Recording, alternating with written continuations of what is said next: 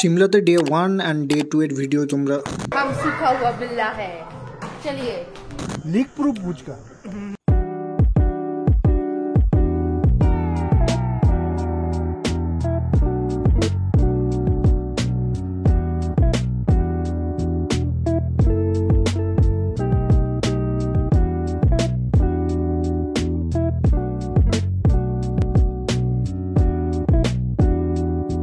সিমলাতে প্রথম দিন এবং দ্বিতীয় দিন কিভাবে কেটেছে তোমরা এই দুটো ভিডিও থেকে দেখেছো। যদি এখনো পর্যন্ত না দেখে থাকো তাহলে প্লিজ দেখে এসো। আজকে চলো দেখি 3 নম্বর দিনের গল্পে।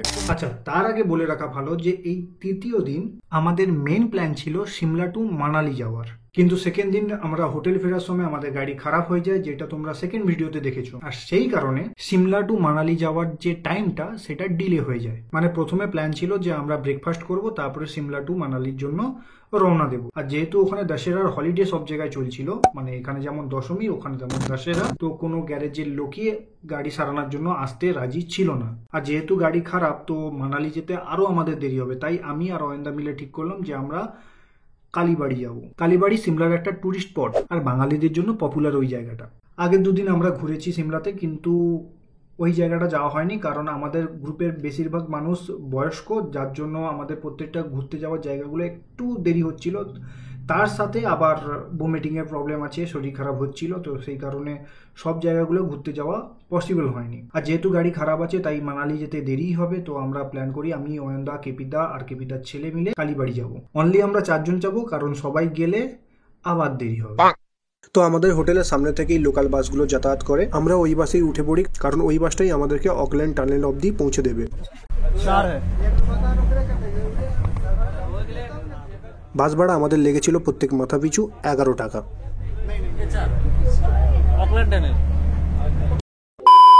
রাস্তায় যাওয়ার সময় আমরা আমাদের ট্রাভেল গাড়িটাকে দেখতে পাই, যেটা হোটেল থেকে গ্যারেজে যাচ্ছিল, বাট মাঝখানেই রাস্তায় খারাপ হয়ে দাঁড়িয়ে গেছে। অকল্যান্ড টানেলে পৌঁছানোর পরে আমাদের পায়ে হাঁটা পথে যেতে হবে দ্য রেজে, আর সেখান থেকে কালীবাড়ি।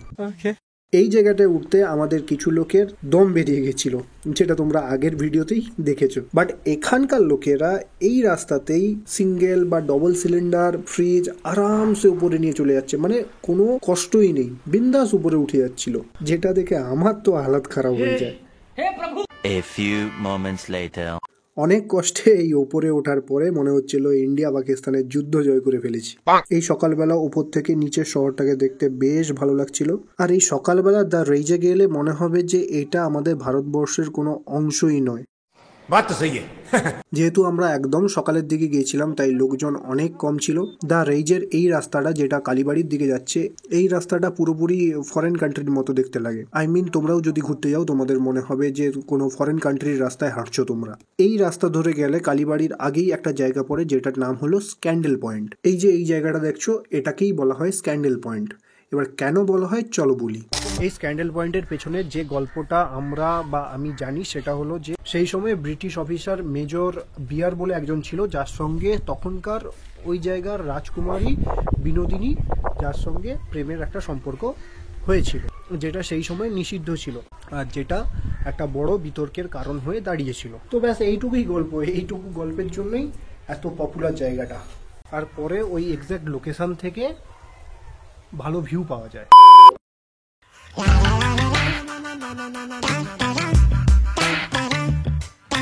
ফাইনালি চলে এসেছি।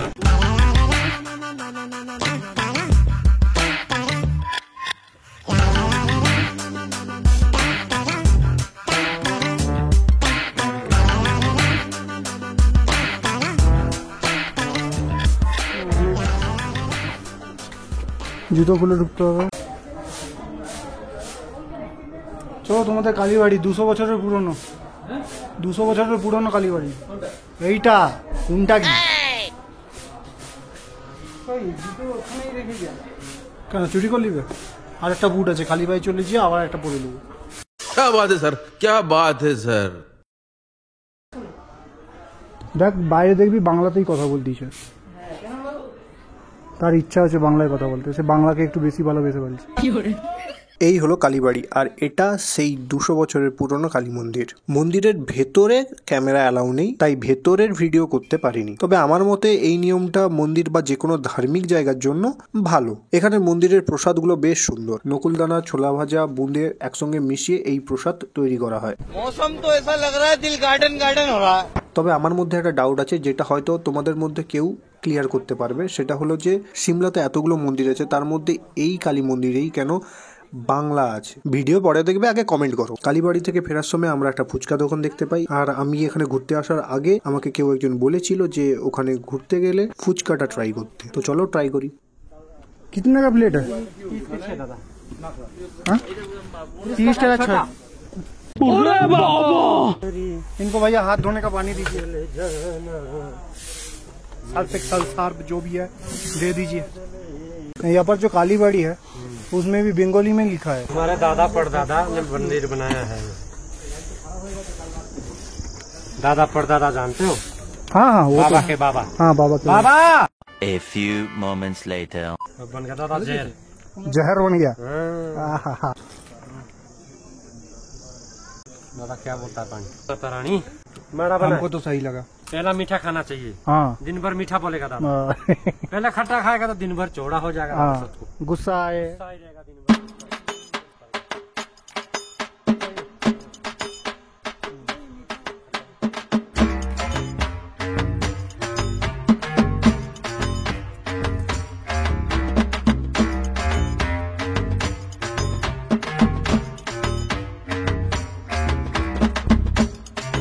দাদা তো খাবে? সবই ঠিক আছে, গাড়িয়ে বসে যেন পেট যন্ত্রণা না হয়। কালীর বাড়িতে বেশ কিছু ছবি তুলে ফুচকা খেতে খেতে অনেকটাই দেরি হয়ে গেছিল। ছবিগুলো অবশ্য আমার ইনস্টাগ্রামে পেয়ে যাবে। তাই তাড়াহুড়ো করে আমরা ফেরত আসছিলাম বাস স্টপেজে, যেখান থেকে আমরা আবার বাসে করে আমাদের হোটেলে ফিরে যাবো। আর ওইদিকে আমাদের গাড়ি এখন অবধি ঠিক হয়নি। এজেন্সির সঙ্গে কথা বলা হয়েছিল, ওরা বলেছিল যে অন্য একটা গাড়ি দেবে, যেটা এখনো অবধি এসে পৌঁছায়নি হোটেলে। এখানে আপেল কিনলে দেখে শুনে কিনতে হয়, না হলে দুটো মিষ্টি আপেলের সঙ্গে একটা টক আপেল দিয়ে দেবে, যেটাকে তুমি হ্যাঁ ধরতে পারবেন না আপনি। ভালো বোকা।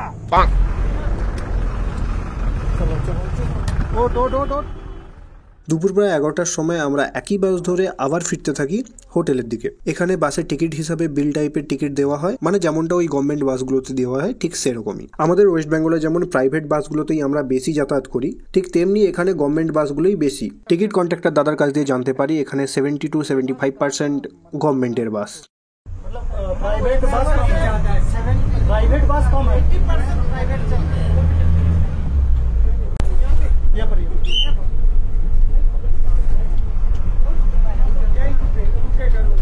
रुकेगा।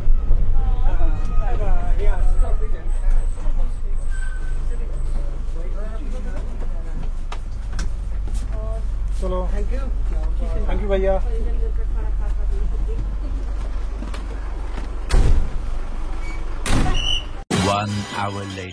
দুপুর প্রায় 12টা পেরিয়ে গেছে, আর ফাইনালি আমাদের কাছে আসে এজেন্সির তরফ থেকে আরেকটা গাড়ি। হ্যাঁ, তবে এই ড্রাইভার আমাদের সঙ্গে থাকবে না, আমাদের আগে যে ড্রাইভার দাদা ছিল সেই দাদাই আমাদের সঙ্গে যাবে, শুধু গাড়িটা চেঞ্জ হয়েছে।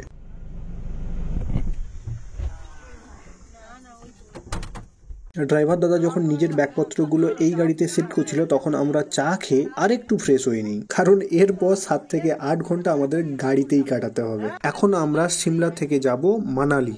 পাত্র মানে এই অভিজ্ঞতাটা পরে সঞ্চয় মানে পরে কাজে লাগবে। বুড়া বয়স বেড়ে গেলে গল্প শুনি। এবার আমাকে ছেড়ে দাও।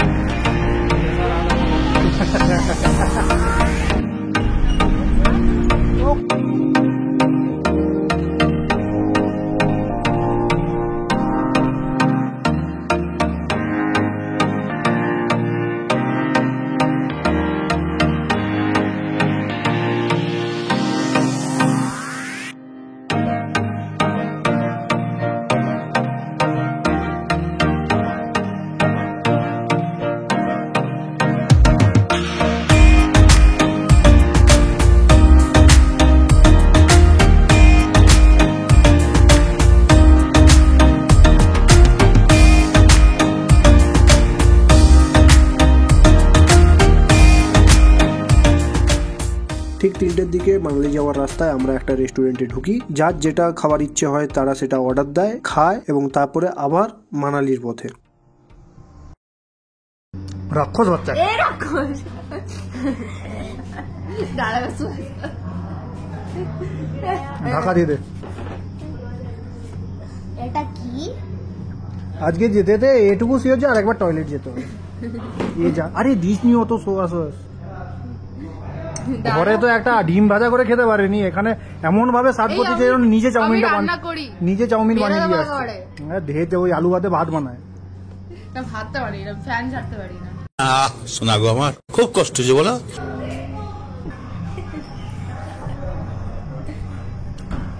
গোত করে শুয়োরের মতো গিলবি না। এইটা দিয়ে একবার ট্রাই করো। কি যা সিরিয়াসলি?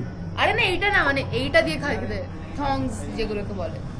কেউ দেখেনি তো না চল চল আমি দেখছি। हेलो गाइस, हमारे पास ये चम्मच नहीं है। बहुत बुरे लग रहे। तौबा तौबा तौबा।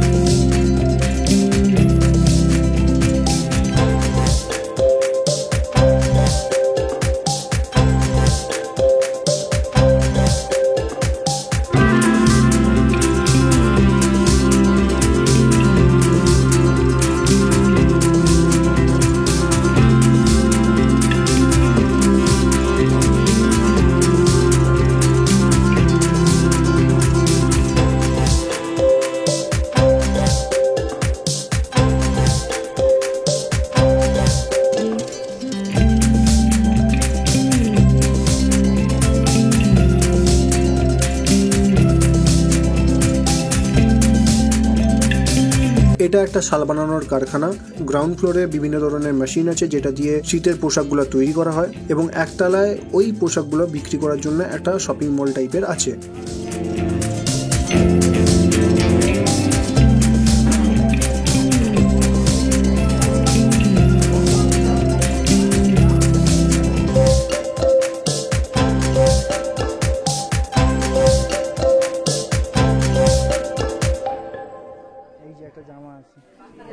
এই দেখো জামাটা, এটা জামা, এটা হচ্ছে এই জামা। হাত দাও, হাত দাও। হ্যাঁ দেখলে এবার প্রাইস দেখো। প্রাইস দেখো 900। আমার বিয়ে বাড়ি প্যান্ডেলের একটা কাপড় চুরি করলে আমি পেয়ে যাবো এই কাপড়। এই কাপড় আমি একটা প্যান্ডেল চুরি করলে আমি নিজে কাটিয়ে দেবো, আমাকে 50 টাকা দিও।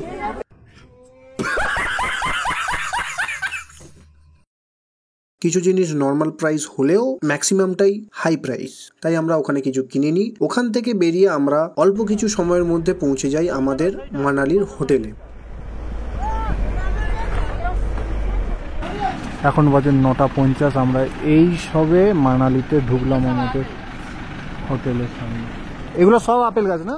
এই হোটেলে গ্রাউন্ড ফ্লোরে একটা বেশ বড় বসার জায়গা আছে, পাশাপাশি টেবিল টেনিস খেলার একটা টেবিল আছে। যেহেতু আমরা খেলতে পারি না তাই রুমে ঢুকে ফ্রেশ হয়ে প্রথমেই চলে যাই খেতে।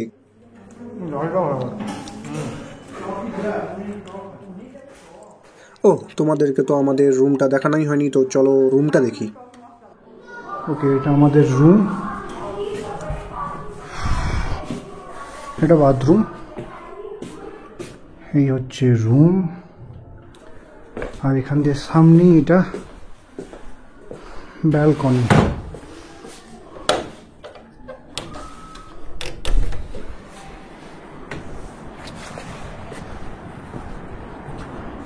এখন রাতের বেলা কিছু দেখা যাচ্ছে না, বাট সামনের এই জায়গাটা পুরো আপেলের বাগান। পাশাপাশি এই দুটো রুমে আমাদেরই সবাই আছে। এই রুম আর সামনের আরেকটা ব্যালকনি আছে, ওটাও আমাদের। নিচে এই ব্যালকনিটাও আমাদের। আর আর ঠিক আমার নিচে আর একটা ব্যালকনি আছে রুম, তো ওটাও আমাদেরই। হ্যাঁ, চলো খাওয়া দাওয়া হয়ে গেছে, এবার নাক ডেকে ঘুমানোর টাইম। So tata.